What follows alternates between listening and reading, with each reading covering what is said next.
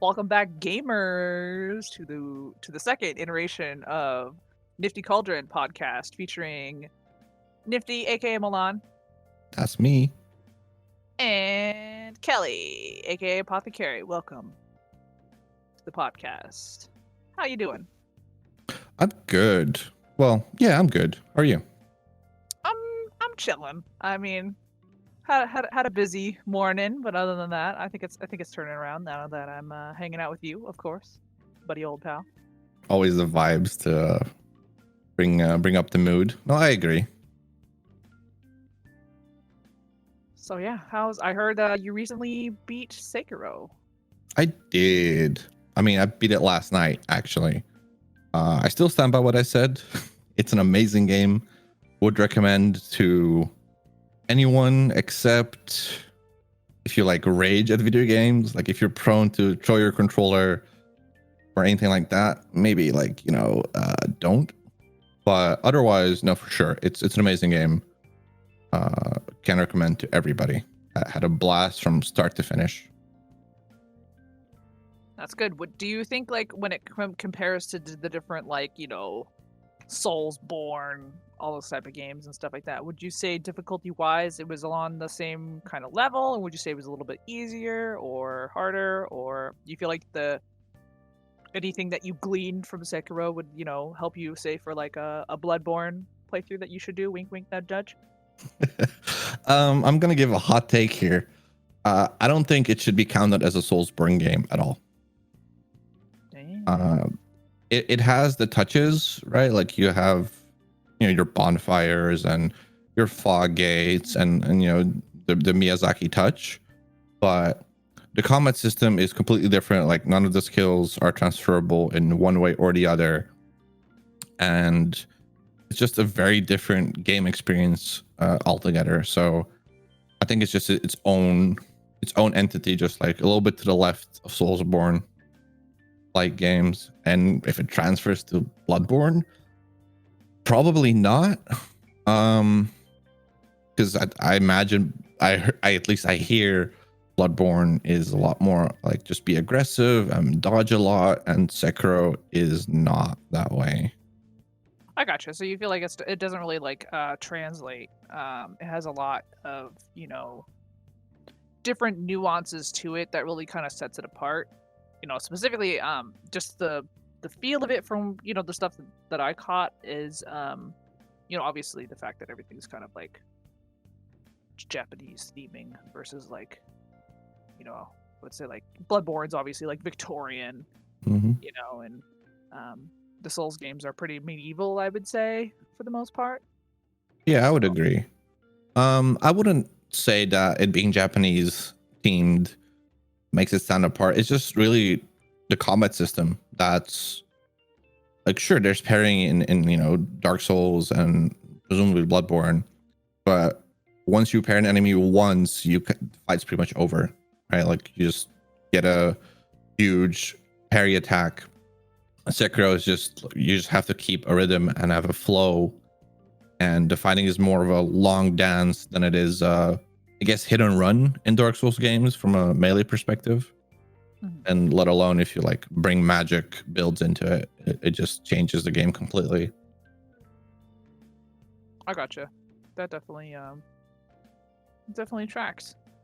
So what is next for you streaming wise? What game are you moving on to?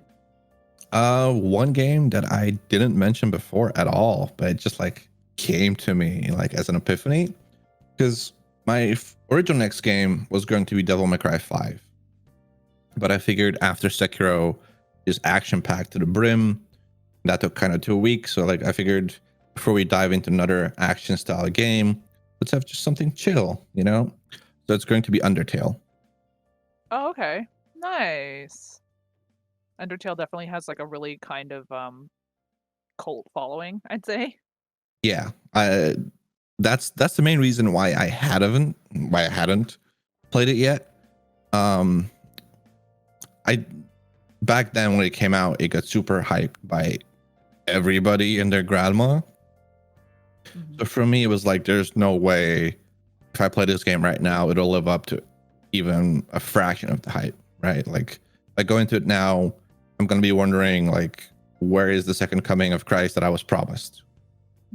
Yeah, right. You get indoctrinated with the hype that you just kind of, you either go into it with really high and then leave with unmet expectations, Mm-hmm. especially when like that level of hype is kind of cultivated. So I definitely see that. Yeah, so I just kind of, I think something else came out during that period that I wanted to play, and it's kind of just been on the back burner ever since. But then yesterday before stream, I was like, huh, wait a minute, that could be a good kind of in between chill game, like 1 or 2 streams. So that's next on the docket. That sounds good, dude. I actually haven't played that game, so I will be interested in seeing what you do with that. Because I know very, very little from it. Most of the stuff that Mhm. I know from it actually comes from like the cosplay community, because for a while, like people cosplaying from Undertale was like a huge ass fucking thing, you know? Yeah.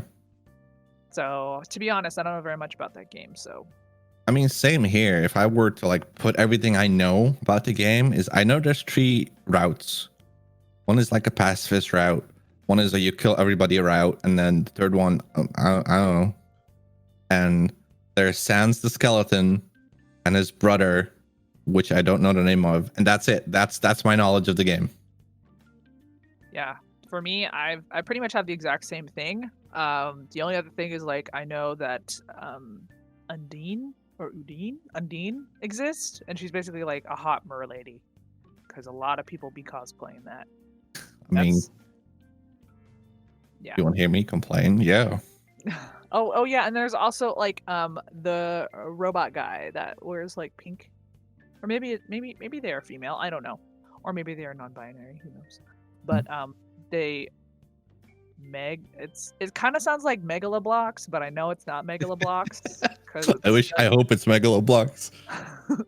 it's basically, you know, like those big shitty dumpy ass fucking Legos that you give to children, so that Yeah, way they don't buy Duplo, them. isn't it? Yeah, Duplo, that's it, my man, coming through with the dupes. Were you a Duplo or Legos kid? Did your was a parents Legos hate or love you? I was a Legos kid. I definitely had a bunch of Legos, and I had like a space station that I built, and then there was also another a beach house that I built. We also had a castle. We had like part of the medieval set, and that was fucking tight. But Yeah. my sisters and I were really into Legos because building was cool. And Yeah. sometimes we would make our own stuff too. Like, you know how there are some kids, you give them the Legos and they just build the set, and then they're just like, now it has to be this way and I can't play with it any other way. It's like, no, my sisters and I would be like, okay, now let's destroy it and then make something cooler, and then we would. Yeah, I was similar. I never got actual sets. I just remember I had an actual like bucket full of Legos. No boxes, no sets, no instruction manual, just a bucket of Legos. I don't know how my parents got it. I don't know if they like found it or got it donated to them. I have no clue. So I didn't have any booklet to follow. So I definitely feel you there. Yeah, I mean, we got a couple sets. Like I said, we got the beach house one, and we got the medieval castle one, and we got a space station one. And then I remember we built them, and we were like, yeah, let's fuck them up. And they were like, we do it. The true Lego experience. So you've been playing Face, right? Correct? Yep, Sally Face. Go on. How's the game? Like, are you almost done? Do you love it? Do you hate it? Yeah, so for those of you tuning in and you don't know basically anything about Sally Face, Sally Face is kind of like a bit like Franbo, where it's kind of like a puzzle game. Not really a point and click like Franbo is. Like, you do have to move yourself around and stuff like that using either the arrow keys or WASD. Mm-hmm. But it's basically, yeah, a puzzle game, kind of that sort. It's episodic. There were 5 episodes. Originally, they used to release them kind of one at a time. Now I think you can just get them all in a bundle on Steam. So that's what I did. It was recommended to me by Kelly the Terrible Hime, and also by my friend Holly Weird Me. Both of them played it, and they both said that it would be really good for stream, and that I should definitely look into it because I'd probably really like it. I think the game itself is really is awesome. Like I love the characters. The gameplay's cool. The storyline's neat and like spooky and like, you know, crazy and like a cult. So I'm really into that kind of shit. But the music fucks, dude. Like the music, like they had no reason to drop bops like that, but they did. So like Madman, total like evil geniuses. Like there are some really like quality like metal in those games. Like the Sanity's Fall game that they have, that's like a fake, you know, band that Sally or that Sal and Larry listened to. Mm-hmm. The songs that they recorded for the actual game itself are fucking bops, dude. They're bangers. Like I went and I found them on YouTube just so I could fucking vibe the fuck out. Like they're really good, especially if you're into metal and specifically like metal with goblin vocals, so like black metal. Oh, that's surprisingly cool. Wouldn't like I've only been able to tune in like a couple minutes at a time, so definitely didn't seem like a game that would do that. So that's really awesome. Yeah, it's really robust to the point where like you go and you stand next to like a stereo in like Larry's room, and then he's like, "Hey, you want to listen to music?" And then you're like, "Yeah, that sounds dope." And then you start listening to music, and it's like a 3-minute song, like a full ass song, is in the game, and it's good. Like it's actually like it definitely has like a little bit of that like tinny garage feel, but I like that. I like that little bit of like underproduced raw sound, but it's pretty fucking good metal, not gonna lie. Like I was vibing. Like I was just like, they had no reason to make it fuck like this, but they did. And we applaud them for it. Exactly. So check out Sally Face if you're really into metal and you like dark, kind of sad games. No spoilers, but there's definitely a part in it that's pretty beep or sad trombone. Interesting. Do you know how much the game is on Steam? I don't remember it being too expensive. I want to say it was like $11, $11.99, something like that. Oh, that's not bad because you've been playing it for at least a week now, right? Yeah, and I typically do like 4-hour streams, so yeah, so it's fairly long. Yeah, I want to say it's kind of around the same length of game as like Fran Bow was. And also, like, shameless plug, like, Fran Bow was really fucking good, too. So if you want to check out that fucking game, too, you really should. I did play Little Misfortune recently. And between Fran Bow and Little Misfortune, Fran Bow is way better, in my opinion. Sorry to everybody out there that really loved Little Misfortune, but I just feel like Fran Bow was just so much better. It was just better executed, and it just had more of that gritty darkness that I wanted, so. Yeah, I feel you. It's kind of like sorry, not sorry. For me, I didn't catch much of your Little Misfortune stream. I guess semi spoilers for people who haven't played the game, but also not really because I'm not going to spoiler anything. I tuned out, like I went to bed right after / during the DDR sequence. So I don't know how hectic or chaotic it became after that or anything of that sort, but that's kind of had to go. What surprised me was how short a game actually was, because I remember your next stream I was like, wait, you already beat Little Misfortune? I was expecting it to be of similar length to Fran Bow. Yeah, same with me. I also anticipated that it was going to be a similar length to Fran Bow, and then it ended up not being that length, and I beat it in one sitting. I had a feeling that I was going into like kind of like an ending closing area when I did this thing where the thing I had been chasing ended up being the thing that I was really just the friends I made along the way, basically. And so I was just like, oh no, I think I'm at the end. I'm just gonna keep pushing through, and then sure enough, like I beat the game, and I was just like, all right then, we beat it in a sitting. It's rare, for sure. Yeah. So what's next then? Because surely Sally Face can be too much longer. Yeah, so I think Sally Face, there's 5 episodes, and I'm on the 5th one. So next stream, I probably will beat Sally Face. At that point, I was kind of feeling going back to my old DGen roots and doing a playthrough of Amnesia Distant Memories, which is like an old school, like classic Otome game. where you basically date dudes of different card suits. Yeah, we talked about it Yeah, last week. exactly. We talked about it last week, but I'm thinking about going back and revisiting that game because I technically never got the last route that you only unlock after doing the other 4. I did all 4 routes, but when it came to the last one, my computer decided that was the best time to explode, and so I Oh, never got a chance to actually beat the last route. So I kind of want to go back and redo it. did you play it on Steam back then? I did, yeah. There's a good chance that your save is cloud saved. I don't think so, but I mean, at the same time, if there is a chance, I'm willing to take it, Scoob. But I'm pretty sure it didn't, just because it's like kind of like an older game, I think.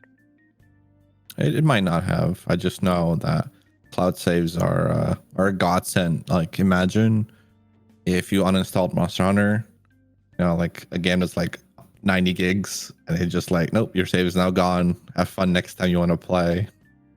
Yeah. Which reminds me, we should play Monster Hunter together because I still haven't had any chance to dip a toe into Iceborne because I want to play it with you, friend. Yeah, I'm down with that. I have played Iceborne. I played up until they released Rajang, so not super far. You know, at that point I was kind of like done with the game. I did most things that I wanted to do. You didn't have time to play yet, so kind of like, okay, well, this is a good stopping point. Did you see the latest Monster Hunter announcement for the last game update? No, tell me about it, Scoob. I mean, it was kind of expected, but they're adding Fatalis to the game. The Black Dragon. Yeah. Black Durgan. It's coming first week of October, if I remember correctly. Mm-hmm. And yeah, that'll be, well, what struck me as interesting is they said, you know, that this is the last free update to Monster Hunter World Iceborne, which is either just like, you know, an interesting way to translate it, or they are going to do another expansion after all, instead of like a new Monster Hunter game for next gen consoles. Yeah.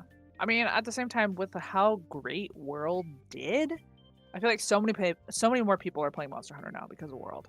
Oh yeah, World broke all Monster Hunter sales records. It's, I think, over 10 million copies sold. Iceborne did not poorly, but in comparison, it did pretty poorly. I think only like 2 or 3 million. But that's still amazing numbers for Monster Hunter. So I wouldn't be surprised, you know, if it's just their way of going like, okay, well, this is the last free update to Monster Hunter. We're adding another expansion that's not Iceborne. But that would also be interesting because, you know, we have Master Rank, you know, G Rank. So it will be the first time they do something beyond that, and it's kind of like, how insane would the power creep be? So I don't know. Maybe they won't. Maybe they will actually just move on To a new iteration of it for next gen consoles. But at the same time, it's just like, I can't imagine playing Monster Hunter on like PS4. Like, those load times would probably make me want to fucking die. Like, I can't. Like, if it's not solid state, I don't fucking want to talk to it. You know what I mean? As someone who played Monster Hunter on his PS4 initially, because it came out 6 months before the PC version, so like, I'm not waiting. Yeah, you're absolutely right. It was hell. Right? Like, you could start queue, right, for a match, like start queue, and then you'd like leave, make a sandwich, eat the sandwich, come back, and then you'd be loaded in. If you're lucky, because you technically had 2 loading screens, right? When you first accept the quest, the game has to load it in, which takes like a minute on the PS4, and then the actual loading screen itself, which takes another minute. It made me really consider getting an SSD, but I was like, no, it's only for a few months. Just, you know, chill. Don't break the bank for temporary joy. But I could not go back. Like, I didn't, like, Iceborne came out I want to say it came out. Yeah, it launched sooner for the PS4 and Xbox than the PC. And I didn't get it because like I'm not gonna go back to regular hard drive loading time, but I'm also not gonna get an SD for, I think the PC only came out like a month later or 3 months. Like the window was a lot shorter than World was. So like I'm not gonna spend like $100+ to kind of like bridge that gap. So I just waited. Yeah, for sure. Also, just because now we're on the topic of Monster Hunter, what is your favorite weapon? I think universally hammer. That's my go-to when I'm like learning a new monster or doing content for the first time. More accurate answer is probably it depends on the monster. Certain monsters I like fighting with certain weapons I hate on certain monsters. So I can tell you I don't like the hunting horn. I like it as a weapon. I'm just not good with it. And the insect glaive, I wish it didn't have the bug. I wish it was just the glaive without the insect part. I hate upkeeping the buffs. I don't like it. The insect can like fuck right off. I hate it. But I love the moveset. So that's kind of like, but other than that, I play pretty much every weapon. Except sword and shield. I still need to get good at sword and shield. I love how you're just basically like, I really like playing the floor is lava the game, but when it becomes to fucking animal companionship, fuck right off. Yeah, like I like the idea of the insect. You know, I think it's cool. I think, but it's just the buffs just suck. Like I'm sorry. Like I hate that you need to get the buff to unlock your full move set and have fun keeping it up every 90 seconds, or get the prolonger skill so so it can last 2.5 minutes instead. Like I think that's a very dated concept at this point to have. Damn, dropping some truth bombs right now. I mean, that's like my second hot take. People are gonna hate me after this podcast.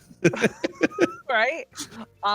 Okay, but we can all agree, I think, if you play dual swords and you're running like Naruto.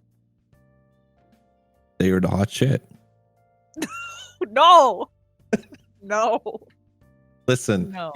You haven't lived until you do the aerial spin on Kulf Off and you spin for 20 fucking seconds. Like, you have not lived until that moment. Okay. I clearly haven't lived, so fuck my life, I guess. Fuck my drag. And also no tea, no shade, but pretentious longsword players that are always just trying to big nut on the parry. I mean, listen. You say as a dirty longsword player. Listen, if you're gonna come for me with like every Monster Hunter take, you can just say so from the get-go. No, but I agree. I agree. The Monster Hunter, the longsword feels a lot better in Iceborne than previous installments. But the EI slash, it's cool. It's like, you know, like do the new move, Pog, you know, but it's not that good. Yeah. I mean, at the same time, it's like I feel like everybody that plays longsword is that, again, don't dox me, don't come for me, but like a lot of people that play longsword that live for that like weapon are very much like the people that are also like, while you were doing this, I was studying the blade and like all that shit. So I mean, longsword is why flinch free exists. Like, you're to blame, assholes, for sure. But I don't know, longsword is just a very comfy weapon. I think like it does plenty of damage and you're pretty safe, and like it's neat. I like it. All right, well, comment below if you're a dirty longsword player. Dox yourself. And dox yourself if you're also the type of person that is like, well, you were playing Monster Hunter, I was studying the blade. Yeah, but again, I don't know. I could never exclusively play one weapon. Like I can't. You know, hammer might be my go-to, and I think I did Iceborne like 90% of it I did with hammer the first time through. because it's just super comfy. But if you told me like you have to pick one weapon and play for the next several hundred hours, I'd be like, dude, just end it now. Like, come on. I mean, yes and no, because like I don't know, I really like playing bow, and I don't have that problem where I was just like, yeah, I'll play bow, and like I'll play bow like continuously.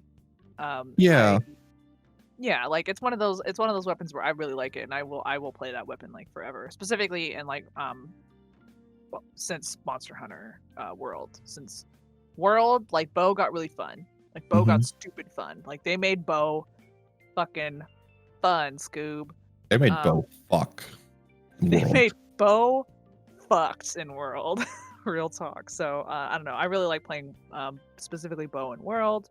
On the previous iterations of the game, I was an insect glaive person. Oh no. I know.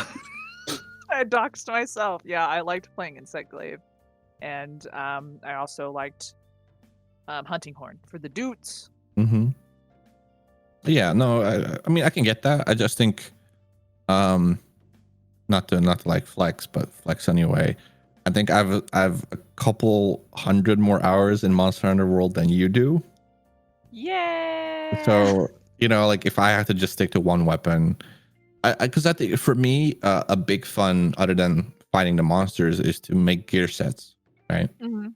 So what I typically do is like, let's say I'll make a hammer set, and then I'll complete it, and then I'll use that hammer set like, okay, let's make a bow set next. And then once I complete that, I'm like, okay, now I'm going to use the bow set to make a switch axe set. And I just keep doing that, and that kind of keeps the game fresh for me. But if I only had one weapon, it's like, okay, I made my set, I'm done. Yeah, no, I got it. I mean, well, like with bow, you can do like all your different elemental sets and stuff like that. So yeah, but with Iceborne, I think it's just like one set at this point, and you just switch out the decorations. I mean, don't shoot me if I'm wrong. Don't pitchfork me in the comments, but I think that's how bow is now. So all right, well, good to know. I mean, so I think with Iceborne, I'll definitely get more chances to experiment with some different weapons and stuff like that. One weapon that I wish I was good at playing, but I'm not, is totally Switch Axe. Switch Axe was my very first weapon in Monster Hunter Try. It's the very first weapon I tried, and I played it for a while, like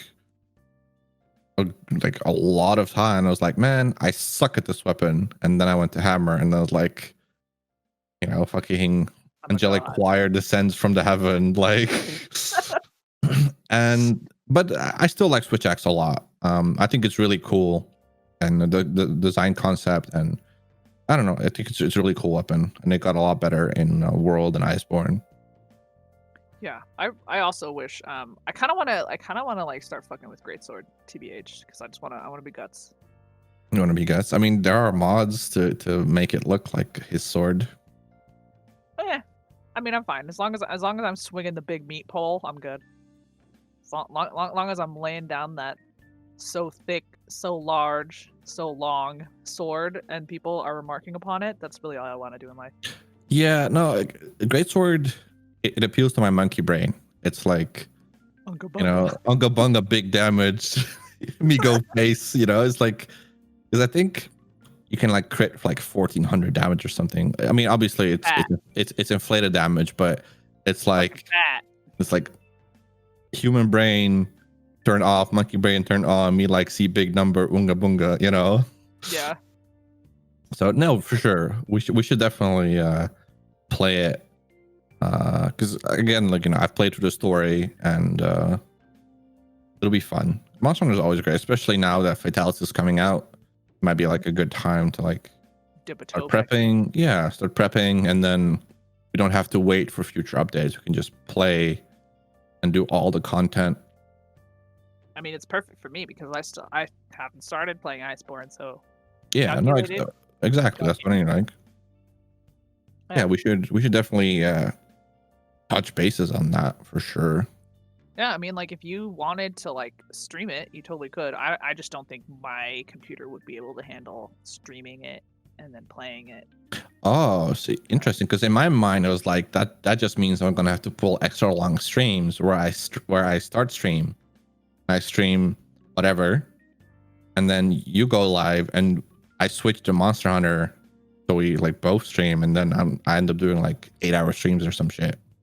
I mean, I can definitely see if my internet and my computer is like up to it, but last time I remember, game's pretty intensive when it comes to like processing. Yeah, So but Iceborne is a lot better optimized, like a lot better. It's insane how much they learned in that short period of time. all So right, definitely worth at least trying, right? Like do like a test stream for half an hour or something on a random off day and see how it holds up. Like, you know. Yeah, I mean, I do have some time off next week coming up. We can definitely look on. Yeah, no, for sure. Yeah, well, we'll have to touch base on that for sure. Well, comment below if you want to see fucking Nifty and I fuck on some Iceborne together. Check out our Twitches and stuff. Yeah. Speaking of, those links will be in the description, but more importantly, if you enjoy our banter and us giving, or me giving hot takes that'll, you know, make me hated, make sure to hit that subscribe button and like hit that bell. To keep up. Follow us. Follow us. Like and subscribe. Yes, that's the word I was looking for. Like, Jesus. You forgot the word like? Yeah, because I said it out loud. I said it out loud. I was like, man, something feels wrong about this sentence I'm saying, but I guess it's just me. I'm like, no, that's it. That's the one. Like and subscribe. There we go. Like and subscribe. Tell us that we're pretty. Or don't. Or don't. Tell us that we're ugly. It's fine. Just tell us something. Tell us something. Doc's Nifty for his shitty takes. To kind of balance the scales a little bit with a good take, as you know, a little bit behind the scenes, I'm a huge Suikoden fan. It is my one love in life. And the creators, they started a Kickstarter not a month ago for Eiyuden Chronicles, and it got funded. The Kickstarter ended today. It got funded. It met all the stretch goals, and I'm hella excited. And I wish I had more money that I could have spent on it, low key, but it is what it is. Yeah, I mean, I can't say that I've played that series, but I know that it's very near and dear to your heart, just like kind of Fire Emblem is for me. Yeah, it's a very niche. It's a very niche series, and I think like the first one came out in 94 or something, or no, I think 96, and then Suikoden 2 was like 98 or something like that. I initially played it when I was like 10 years old. So for anyone that's looking for like an old school RPG, go play it. It's on PlayStation Network. So if you have a PS3, you can play it. And I'll be streaming it in the future. So, be sure to, hit that follow so you can watch me play Suikoden. Can you give like a quick and dirty summary of like a little bit of the storyline? Not like obviously spoilers or anything, but just kind of like, who do you play as? Who's the main character? Right. Are you assembling like a ragtag group of people? Give us some skinny on it. Cultivate hype, my guy. Right. So you kind of hit the nail on the head. You do cultivate a ragtag group of people. The original story is based on a Chinese story translated into the water margin. And that story is basically of bandits living in the mountains who assembled a rebel army to overthrow the kingdom. I think because they got wrongfully accused and exiled. So the big selling point for all the Suikoden games. Like in the first one, you pretty much literally get exiled into the mountains and stuff like that. But big selling point is that it has 108 unique characters, recruitable characters. They're called Stars of Destiny.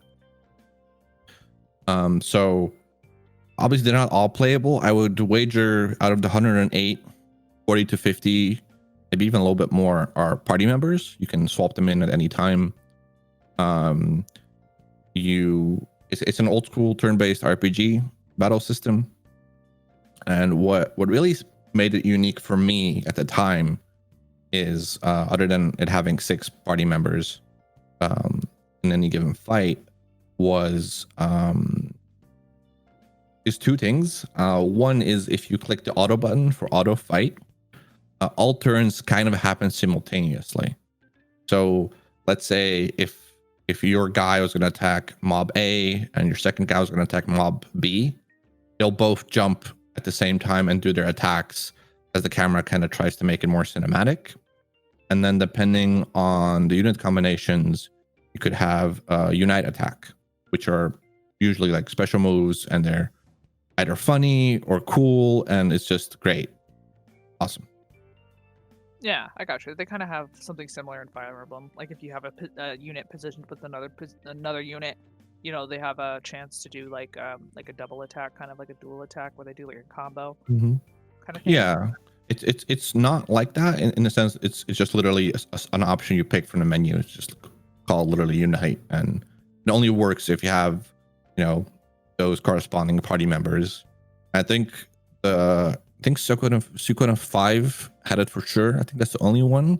But there was like a unite attack where you had to have 6 or 5 party members specifically. So it was like a 6-person unite attack and stuff like that. Damn. I mean, so as a dirty, filthy romance kin / horny on main person, can you get married, son? Can you get married? Most main characters are underage. They're like between ages of like 12 and 14, 15. So romance. Oh, no. Romance is not a thing. Guess I'll die. There are like subplots, like you can definitely tell some characters pine for each other, and there's even in at least in Suikoden 2, there's like a wife and husband couple, and they have their own unite attack, and so that's like really sweet and really cute and all that. But there's no actual romance, as a gameplay thing. Damn. And I mean, like, you don't deepen units like bonds together and stuff like that. I'm really trying to slam this into a Fire Emblem hole right now, like a square peg Fire Emblem hole right now. No, none of that either. It's just like once they join your cause, once they join, your rebel cause, your party, it's just that's it, Damn. If any, I was like, trying to make it horny. Damn it. Any deepening that happens is just because of story beats and plot points, right? But it's not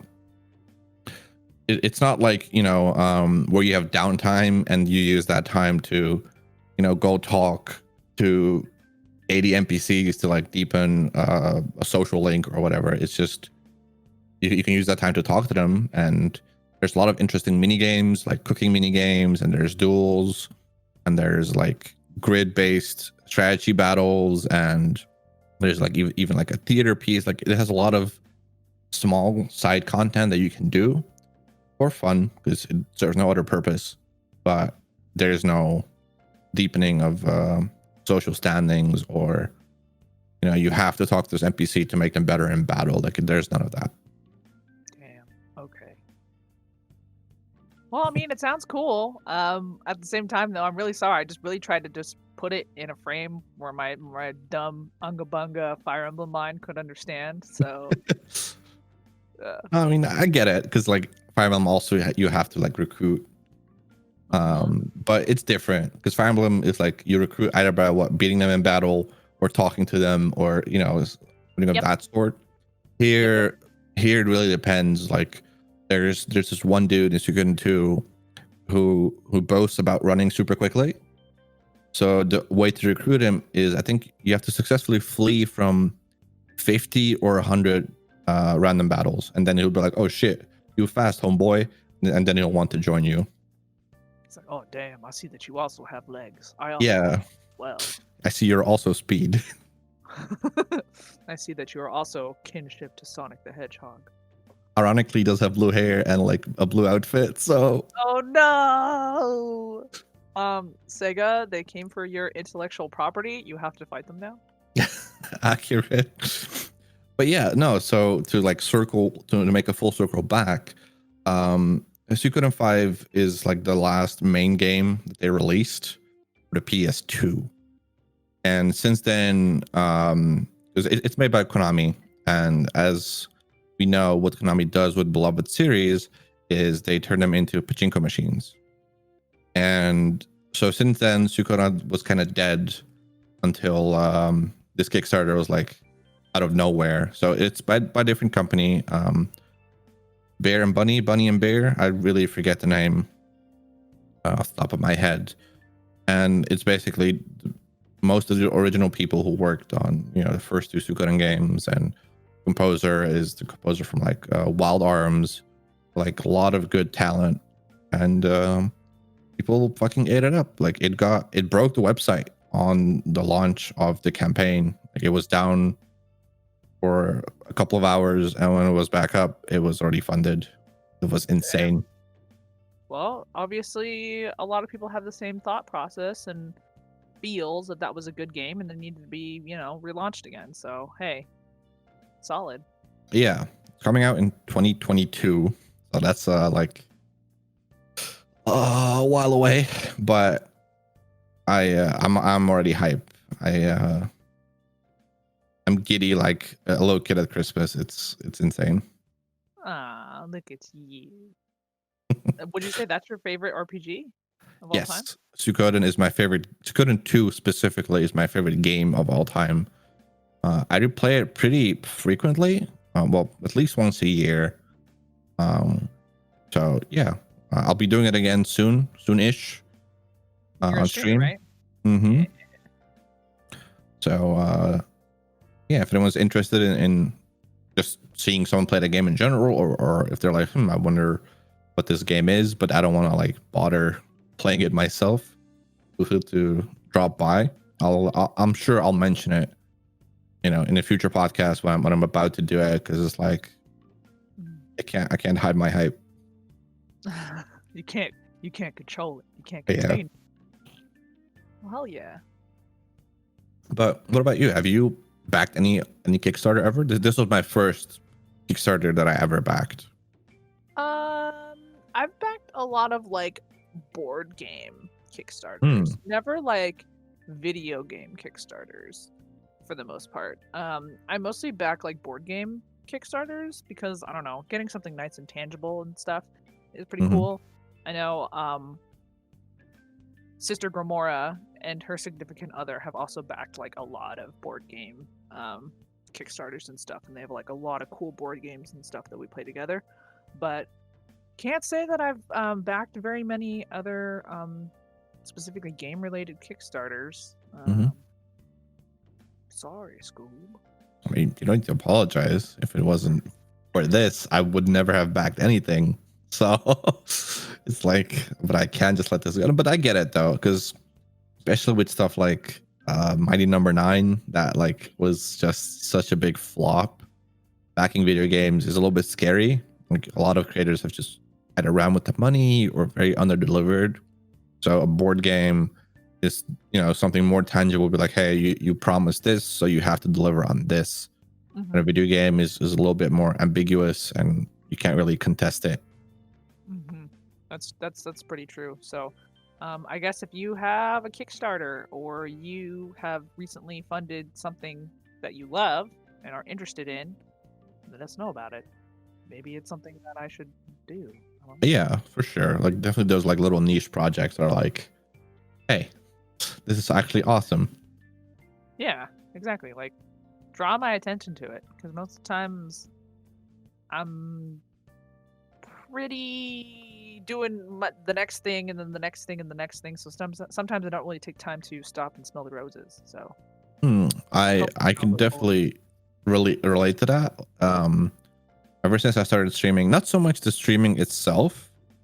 Like I know obviously you have your full-time job that requires a lot of attention and brain power and just time, but everything around streaming, the recording videos, the making videos, editing videos, the double checking, that everything is okay, that's taking up a lot of my time in a good way. Like I enjoy doing it, so it's not stressful or anything like that, but like, man, like hats off to everyone that does this.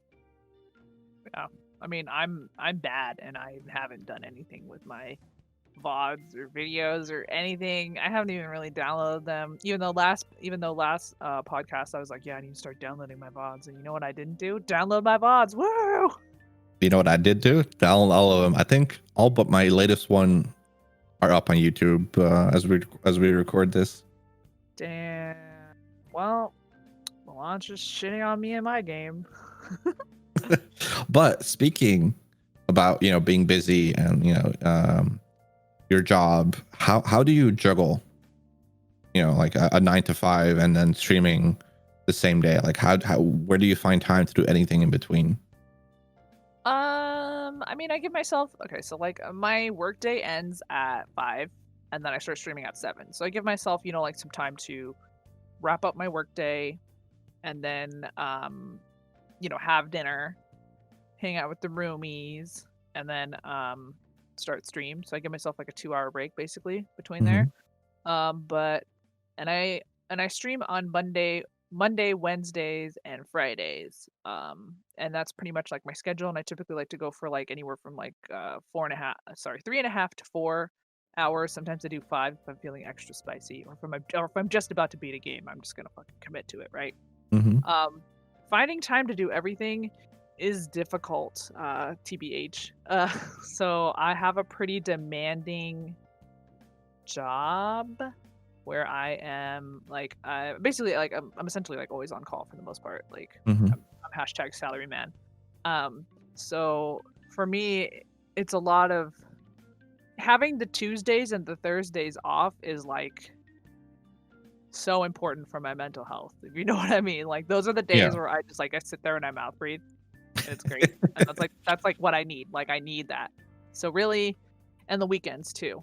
I also was in school, working full time, streaming at night, and then I was also taking classes. And then that's when I noticed that I was like, wow, I have no time to do anything that I want to do anymore. And then so really it's just in order to maintain the two, you definitely do have to carve out time in your schedules for specifically like just self-care and just mental recharge. Yeah, so, to not burn out. Exactly. Even then. I mean, yeah, I know you did. You had so much on your plate, but it's important, right? So, yeah. You said like you have just 2 hours between work to like kind of like like chill and collect yourself a little bit. Defuse, eat some dinner and stuff. But I always see like usually see amazing makeup on your stream. So, you just like put it up in like a minute, like. Or do you have like a whole process to get ready for stream? Bruh, there's a whole ass process to get ready for stream.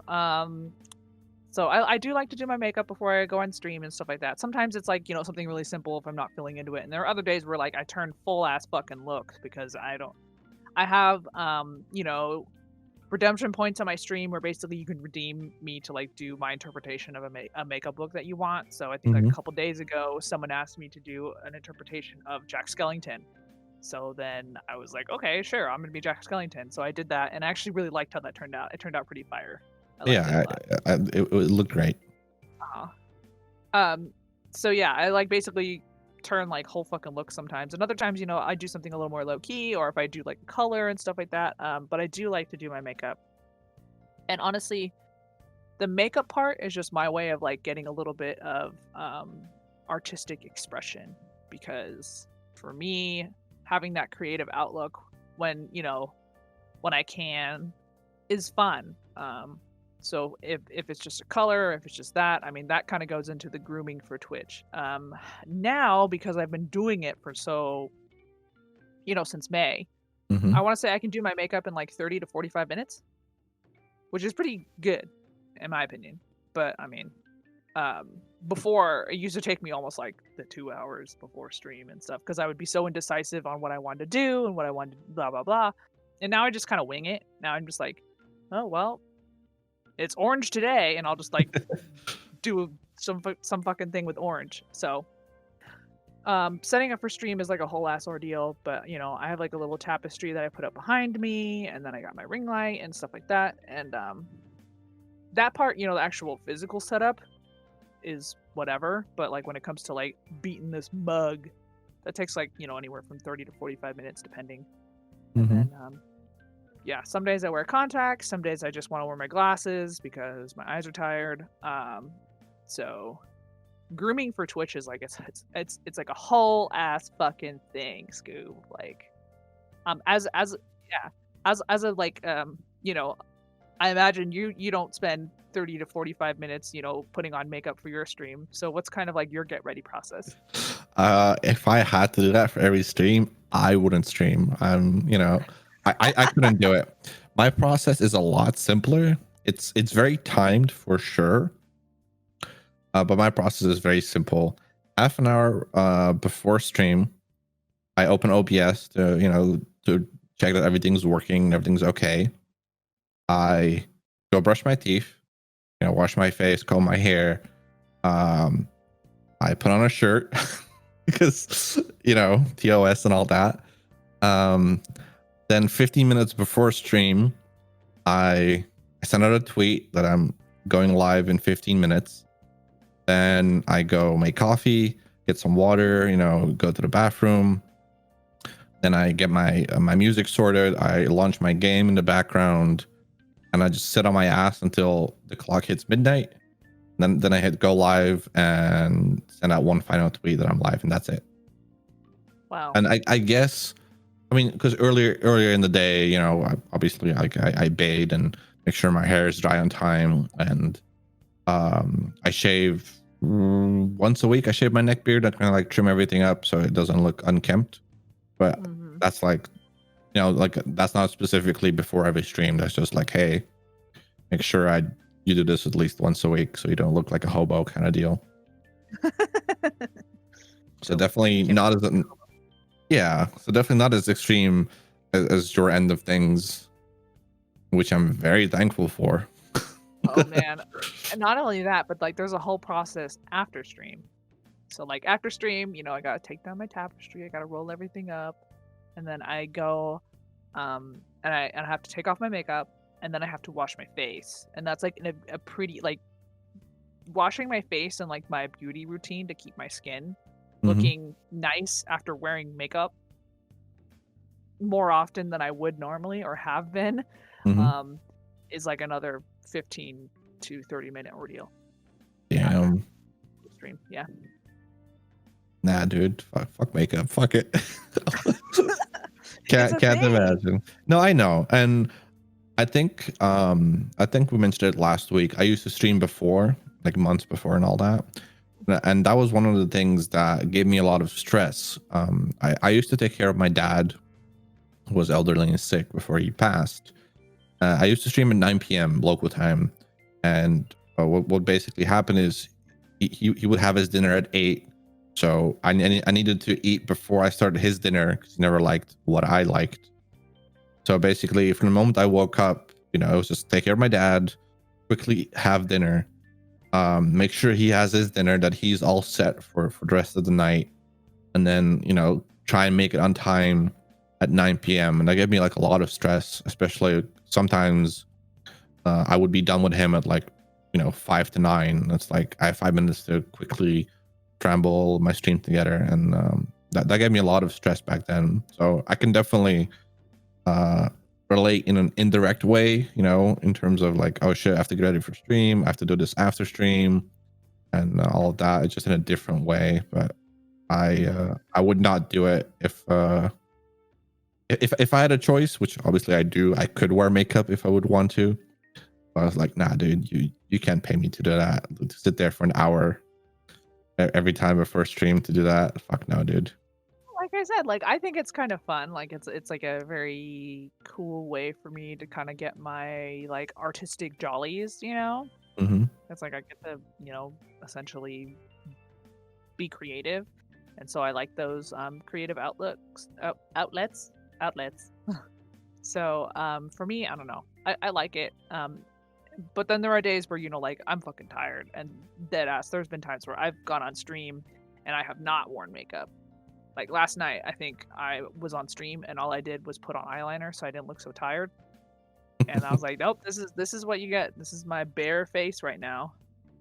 Yeah, no, I can like, I guess for me, my creative outlet is the not streaming part. You know, the videos, the podcast, just all the editing that comes around there, like your alerts, like shit like that. It's like that's where my creative side gets tickled.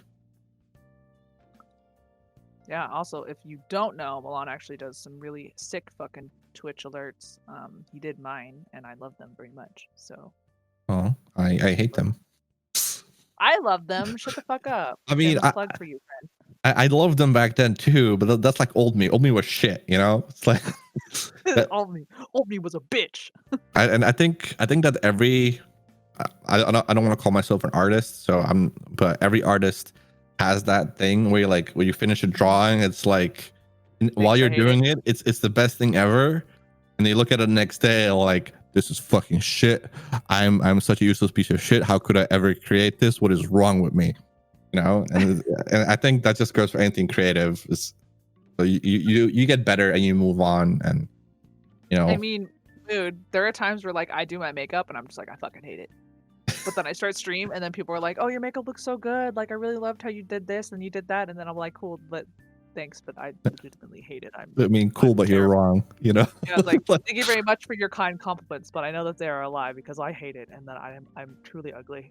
Yeah, I totally agree. So that's kind of like the alert situation. Like I loved it at the time and I was super proud of it, and then I learned more since, and it's like, you know, old me is trash. Fuck old me. Old me didn't know anything. Yeah, he did this. He's to blame for this. For sure. But thanks for the plug at our own podcast. That's between us, even though, you know. I'm just, if you go to my stream and you like my alerts and you think they're fucking sick, maybe DM Nifty Studios. But like don't ask for the same ones because they suck. No, I'm just kidding. I'm harping on it too much. They're not. They're great. I love them. I've made better ones since, but Kelly here still has to approve them if she wants to use them. I mean, I have the one for Twitter and Instagram. I just don't know how to time them right. Oh no, I mean like the ones I was working on like what, a week ago, 2 weeks ago, where I shot some concept designs at you and you never picked the final one. They're all like, okay, no, those were really good. Let me resend them to me, Scoob, because I clearly lost my goddamn mind on that. Also, I need a new hard drive, dude. Videos take up so much space. I'm like, you should do like an extended. Yeah, but you know, like that's what I mean. Like I need a hard drive because for the first time in my life, I'm running low on space because, you know, VODs and edited videos and clips and, you know, After Effects files and Photoshop stuff. It just takes up so much more space than I had initially planned for. Yeah, like for me, most of my shit's like Photoshop files, and most of my shit is like, I have some videos, but they're technically my work occupations videos, so I have them on an extended hard drive. But yeah, you should definitely get one. Yeah, no, I agree, because like a VOD is like 10 gigs roughly. Pog, really? Yeah, which is pretty good. I think that's really good compression for a file of like 4.5 hours, 5 hours, and then like, yeah, you know, but it's still it adds up, you know, like, because maybe I'm a little bit too sentimental, because part of me is like, I don't want to delete them just in case YouTube blows up tomorrow. And like there's no reason for me to have that fear, but it's still kind of like I want to have it accessible in case I need to access like the raw file, And honestly, since I've started doing editing videos and stuff, I really also would like to like record my stream like raw, like without the camera and stuff like that for editing purposes. Assuming my PC can even handle it, but let's assuming it can for most games at least. Like I don't have the space to just record 5 hours of fucking raw footage. Like that's not nicely compressed like a downloaded VOD is, that's like. So it's like I really need to invest in like a huge ass dump truck of a hard drive. I gotcha. Yeah. So I don't know. Like, if you have any recommendations for a big, thick hard drive for Milan, post it below. But not Amazon, because we don't do that here. RIP. Right. I totally you yeah. guys don't and Amazon. No Newegg either, because I pay out of my ass for shipping from Newegg. So I guess specifically if you're Dutch and some like fucking hidden strats for like super cheap hard drives, let me know. Man, maybe I should just, whenever I come visit, I'll just like buy a hard drive and just smuggle it into my luggage. I mean, it's not smuggling. You can just take it. No one's gonna stop you. That's true, but you better get one that's just like it's powered through the USB that it does the file transfers for, because it's so fucking stupid plugging in another plug to power your hard drive that then has to go into your computer. I mean, it's because USB only can provide so much wattage power. I mean, my extended hard drive I think is a terabyte, and it's USB powered only. Yeah, I mean most are, and that's plenty. It's just for me, I only have SSDs in my computer. My old hard drive, this is totally my mistake. When I was transferring my old components to this new case, I say new, it's like not new at this point, but I accidentally yanked the cable a little bit too hard and like broke off the little plastic lip of the hard drive. So now it's just like dead, because that's why you plug in the power. So it's just like dead to me. And I have 2 SSDs, which is plenty for like general content, just photos, files, games, stuff like that. But videos, definitely not one of them. So I should definitely look into like a good hard drive investment, so I can get on top of that. Yeah, I definitely need to get a secondary SSD for sure in my computer, just because like I play so many games now. And like I should honestly just install them, but then my whole thing is like, what if I want to go back and get all the achievements? And then like I lie to myself in that way, and I don't fucking know why I do that. I just need to fucking stop. Yeah, I mean, I uninstall, but with your internet, it might not be as viable, right? Like, to bring back Monster Hunter, when we talked about it, we initially talked about it a couple weeks ago, just in passing. I was like, okay, and then I installed it in like 20 minutes. But I've since uninstalled it because we haven't talked about it since. So no. For me, like Monster Hunter is like 100 gigs, so it's like 15-20 minutes. But for you, it would take hours, right? So I can definitely understand the hesitation with like not wanting to uninstall stuff until you know for sure you're not gonna play it. Yeah, exactly. Yeah, so we're officially hit our hour mark. So at this point, I think we're gonna go ahead and shut her down. Yeah, I mean, time flew, honestly. Yeah, I honestly didn't realize it'd been an hour until I looked. But yeah, thanks everybody for coming by, hanging out for the podcast. Again, you can tune in next week to check more information, more cool times with me and Milan, aka Nifty Studios, and me, Kelly, aka Apothecary. And yeah, you can find us on Twitch. I'm twitch.tv/apothecary, CARIE, spelled that way. And Nifty Studios is twitch.tv/Nifty Studios. Yeah, I mean, all links will be in the description, including like Twitter and Instagram and stuff. And And remember to hit like and subscribe. I remembered. Finger guns. Finger guns. And yeah, we'll see you all next week. See you next week. Later. Have a good one.